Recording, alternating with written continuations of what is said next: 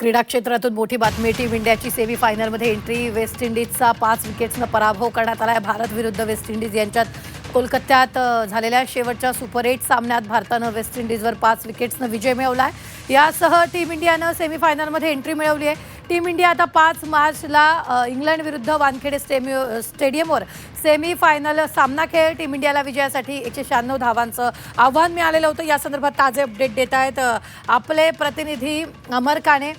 अमर, यावेळी भारताकडून वेस्ट इंडिजचा दारुण पराभव करण्यात आलेला आहे.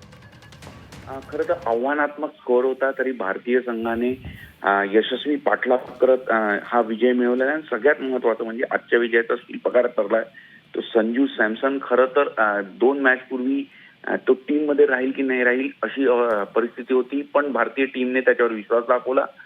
चेन्नईमध्ये तो चांगला खेळला होता आणि त्यानंतर आजची त्याची इनिंग ही त्याच्या लाईफ मधली टर्निंग पॉइंट ठरेल अशी इनिंग होती आणि अक्षरशः त्यांनी एक हाती हा संपूर्ण विजय मिळवून दिलाय. एकीकडे भारतीय फलंदाज आउट होत होते, पण संजू एका बाजूने खंबीरपणे उभा होता, किंबहुना उभा न राहता त्यांनी वेस्ट इंडिजच्या बॉलर्स विरुद्ध अतिशय जबरदस्त अशी फलंदाजी केली आणि नॉट आउट 97 रन काढताना भारताला असा नेत्रदीपक असा हा विजय मिळवून दिला आणि भारतीय संघ आता सेमी फायनलमध्ये वर्ल्ड कपच्या दाखल झाला आहे आणि इंग्लंड विरुद्ध आता सेमी फायनलची लढत होणार भारतीय संघाची.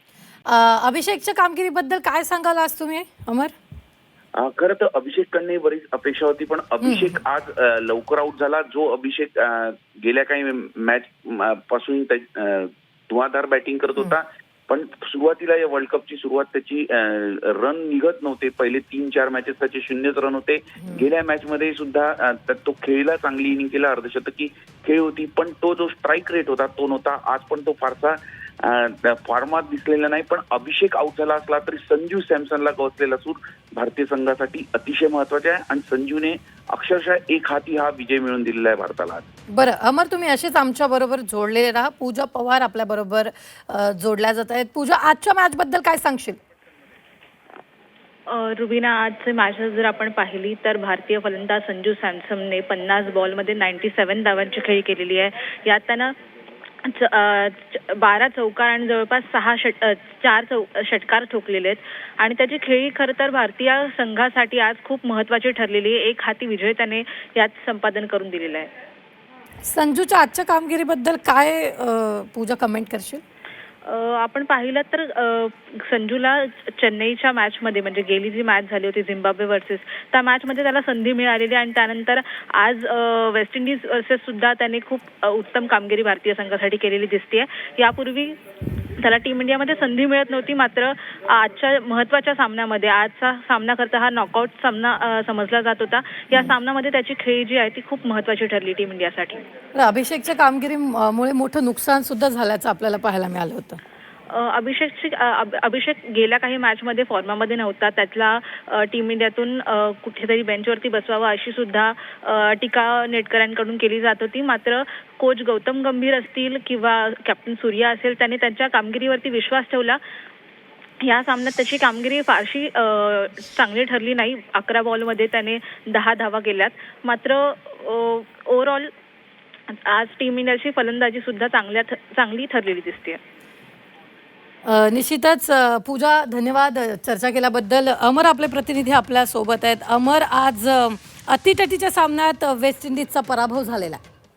अगदी बरोबर आहे. खरं तर मोठा असा स्कोर होता. 196 रन लागलेले होते. भारतीय संघ कसा गाठेल, कारण की संपूर्ण 150 कोटी भारतीयांचं आजच्या मॅचकडे लक्ष लागलेलं होतं. जगभरातले क्रिकेट प्रेमी पूर्ण मॅचकडे लक्ष ठेवून होतं आणि त्याच्यात अभिषेक शर्मा ज्या पद्धतीने झटपट आउट झाला होता, त्यामुळे कुठेतरी टीम इंडिया बॅकफूटवर होती. पण आजचा दिवस होता संजू सॅमसनचा. त्यांनी एका बाजूने अगदी जबरदस्त अशी बॅटिंग केलेली आणि 50 बॉल्समध्ये 97 रन्स काढत अगदी जबरदस्त असा हा संपूर्ण विजय मिळवून दिला. खरं तर संजू सॅमसन मध्ये प्रचंड टॅलेंट आहे, पण या वर्ल्ड कपच्या सुरुवातीच्या मॅचेस पासून तो फॉर्म त्याला गवसलेला नव्हता आणि त्याच्या टीम मध्ये म्हणजे प्लेइंग 11 मध्ये सुद्धा तो नव्हता. पण गेल्या मॅच मध्ये त्याला संधी दिली, भारतीय संघाने त्याला परत एकदा संधी दिली.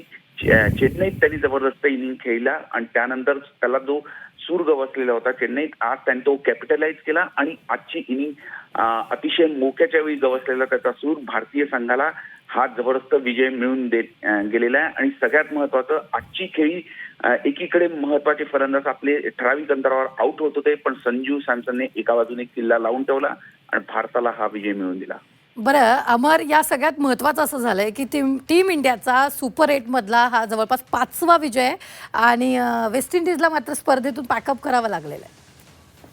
डू ऑर डायचीच मॅच होती. एका पद्धतीने उपांत्यपूर्व फेरी म्हणता येईल, कारण की आजची मॅच जो संघ जिंकणार होता वेस्ट इंडिज किंवा भारत, तो पुढच्या राऊंड म्हणजे सेमीफायनल मध्ये धडक मारणार होता आणि भारताने आजचा विजय मिळवला आहे आणि त्यामुळे आता इंग्लंड विरुद्ध भारतीय संघ आता सेमीफायनल मध्ये पोहोचणार आहे. म्हणजे आतापर्यंतचा जो इतिहास आहे, एक संघ ज्यांनी वर्ल्ड कप जिंकलाय तो परत कधी जिंकत नाही, तो इतिहास मोडण्याच्या दृष्टीने भारतीय संघ आता केवळ 2 पाऊल दूर राहिलेला आहे. म्हणजे आता वानखेडे आणि त्यानंतर अहमदाबाद इथे भारतीय संघ पोहोचेल आणि परत एकदा विश्वचषक T20 चॅम्पियन होण्याचा मान मिळेल असा सगळ्यांनाच विश्वास आहे. आणि त्या दृष्टीने भारतीय संघाने आश्वासक असं पाऊल टाकत सेमीफायनल मध्ये धडाकेबाज अशी एंट्री केलेली आहे.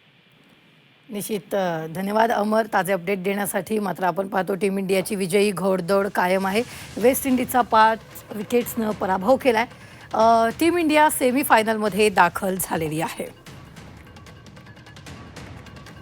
वेस्ट इंडिजनं भारतासमोर 196 धावांचं आव्हान ठेवलेलं होतं. भारतानं संजू सॅमसन याने केलेल्या नाबाद आणि धमाकेदार खेळीच्या जोरावर हे आव्हान पूर्ण केलं. भारतानं 19 ओव्हरमध्ये जवळपास 5 विकेट्स गमावलेल्या आहेत आणि 199 धावा केलेल्या आहेत. टीम इंडियाचा हा सुपर 8 मधील दुसरा तर साखळी फेरीचा एकूण 5वा विजय झालेला आहे.